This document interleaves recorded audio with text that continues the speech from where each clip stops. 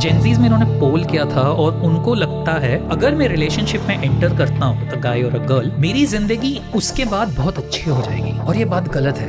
I was in a very beautiful relationship with my girlfriend for 4.5 years, but we broke up last year. Gen Z. Gen Z. Gen Z. Gen Z. Gen Z. So Gen Z. Generation Z. Gen Z. Gen Z. Gen Z. Gen Z. What is Gen Z? क्या है Gen Z? या फिर इसको हम बोल सकते हैं आई जेन। ये कौन सी ऐसी जनरेशन है?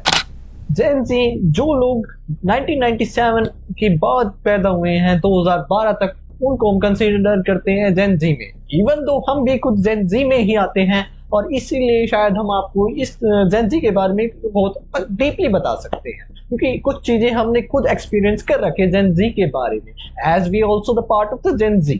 तो चलिए शुरू करते हैं। What's your body count? 3. 15. What do you think? Be 10. करना चाहिए, चिकन करना बनते because they very small life. I have made out with a girl, although I'm straight. जी, अगर आपकी एज 12 से 27 साल के बीच में आती है तो आपको कंसीडर किया जाता है as Gen Z। Gen Z, the generation which has no values।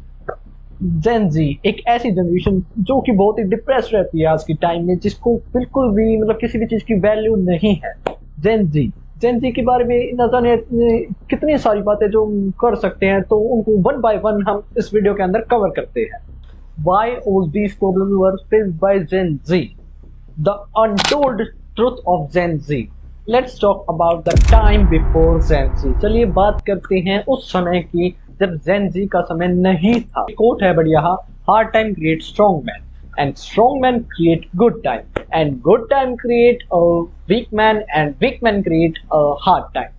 तो इसी कोट के साथ हम अपनी वीडियो के अगले पॉइंट पर चलते हैं। जब Gen Z का समय नहीं था, यानी कि आज़ादी के पहले का समय, 1947 का समय, जब इंडिया काफ़ी स्ट्रगल कर रहा था, उस टाइम की जो जनरेशन थी उनको काफ़ी सारे स्ट्रगल से गुजरना पड़ रहा था, काफ़ी सारे मूवमेंट्स हो रहे थे आज़ादी के लिए, काफ़ी सारा उनको स्ट्रगल करना पड़ रहा था।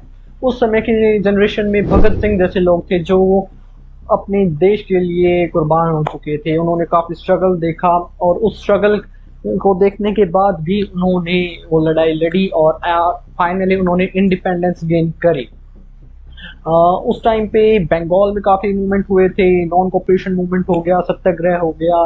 तो वो जो जनरेशन थी वो उस टाइम की बेस्ट जनरेशन थी, क्योंकि उस टाइम पे इतनी ज़्यादा डिफ़िकल्टीज फेस करने के बाद भी वो जनरेशन डिप्रेस नहीं थी, बल्कि वो बहुत ही ज़्यादा मोटिवेटेड थी। वो इतने हार्ड टाइम में भी खुद को मोटिवेटेड रखते थे। और वहीं दूसरी तरफ आज Gen Z का काफ़ी हार्ड टाइम चल रहा है, जो कि अभी आप देख सकते हैं। और अभी चलते हैं 100 साल पीछे, जब कभी हार्ड टाइम रहा होगा और उस टाइम पे भी लोग मोटिवेटेड रहते थे, इतने डिप्रेस नहीं रहते थे। और उसके बाद आया टाइम हमारे फादर्स की जनरेशन का, 1980s की जनरेशन का। जो 1980s के बाद की जनरेशन है उसमें भी इतना डिप्रेशन नहीं था, बट हाँ एक बात है, उस जनरेशन में थोड़ा डिप्रेशन था बट इतना नहीं था, क्योंकि उस टाइम पे इंटरनेट एक्सेस नहीं था इजीली अवेलेबल। और अब बात करते हैं Gen Z के बारे में, वापस आते हैं हमारे समय में, जब इजीली हमको चीज़ों का एक्सेस मिल चुका है, हमारे पास इंटरनेट है, हमारे पास इजीली रिसोर्सेज अवेलेबल है, फिर भी हम उनका यूटिलाइज अच्छे कामों के लिए कम और बुरे कामों के लिए ज़्यादा कर रहे हैं।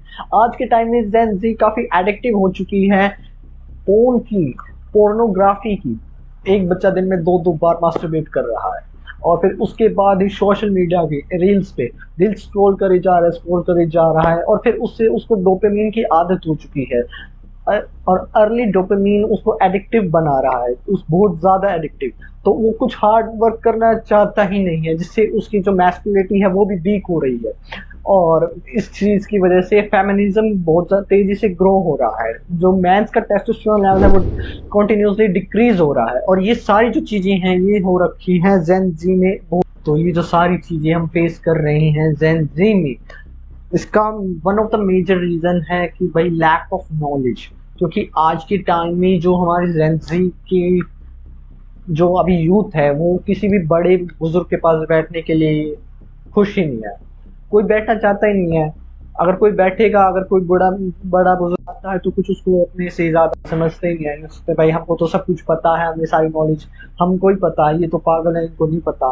और ये जो है ये सबसे बड़ी मिस्टेक है। एक पहले के टाइम में हमारे ग्रैंडफादर हमारे फादर से साथ में बैठते थे, तो इससे वो जो डिप्रेशन वाला फेज था ना वो कम रहता था, वो इतना डिप्रेस नहीं रहते थे। आज के टाइम में लोनली एक रूम में पड़े रहेंगे, सोशल मीडिया स्क्रॉल करे जाएंगे और बाहर ज़्यादा वर्ल्ड को एक्सप्लोर करेंगे नहीं।